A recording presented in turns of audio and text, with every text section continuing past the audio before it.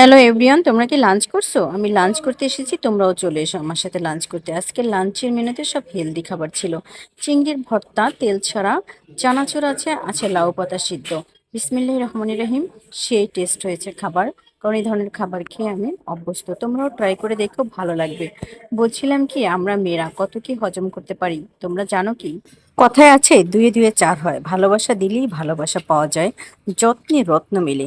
তাহলে আমরা যে মেয়েরা তোমার বাবা মাকে এত যত্ন করি, টাইম মতো নাস্তা পান বানিয়ে দিতে হবে, তারপর ওষুধের রুটিনটা ঠিকঠাক মতো পালন করতে হবে। তোমরা মায়ের সাথে কত খুনসুটি করো, মা খেয়েছে কিনা, মার কি লাগবে, মা কেমন আছে, মা ঘুমাইছে কিনা। আর আমাদের মা 7 দিনে কিংবা 3 দিনে কিংবা প্রতিদিন একবার ফোন দেয়। এইটাই তোমার মা কেন নিতে পারে না? তোমার মার কি এমন সমস্যা হয়েছে, একটা ফোনেই কি আমরা সব কিছু বিলিয়ে দিই তাদেরকে? যেই মা আমাকে জন্ম দিল সেই মাই আমার সাথে মন খুলে কথা বলতে পারে না।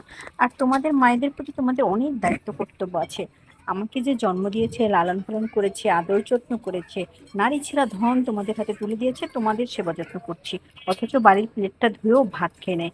সেই মায়ের সাথে কথা বলে তোমার মায়ের মুখ কেন কালো হয়ে যায়? হ্যালো পুরুষ, তোমার মা যেমন তোমার কলিজার টুকরা, আমার মা আমার কাছে ডাবল কলিজার টুকরা, কারণ তুমি তোমার মায়ের কাছে থাকো আর আমার মার থেকে আমি অনেক দূরে।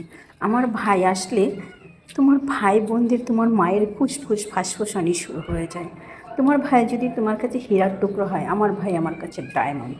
বাট মাইন্ডেড, আমার আত্মীয় স্বজনকে তুমি দেখতে পারবে না, তোমার বাপ ভাই দেখতে পারবে না, তুমি মা দেখতে পারবে না, তাহলে আমি কেন তোমার বাপ ভাই মা বোনকে সেবা যত্ন করবো, বেঁধে বেড়ে খাওয়াবো? কোনো দিনও সম্ভব না। ভালোবাসা দিলেই ভালোবাসা মেলে, বুঝতে পারছো? তুমি আমার আত্মীয় স্বজনকে দেখতে পারলে আমিও তোমার আত্মীয় স্বজনকে সেবা যত্ন করে ঘষে মেজে একদম চকচকা রাখবো। আর যদি না দেখতে পারো তাহলে আমিও দেখতে পারবো না। সবাই ভালো থাকবো, আল্লাহ হাফেজ।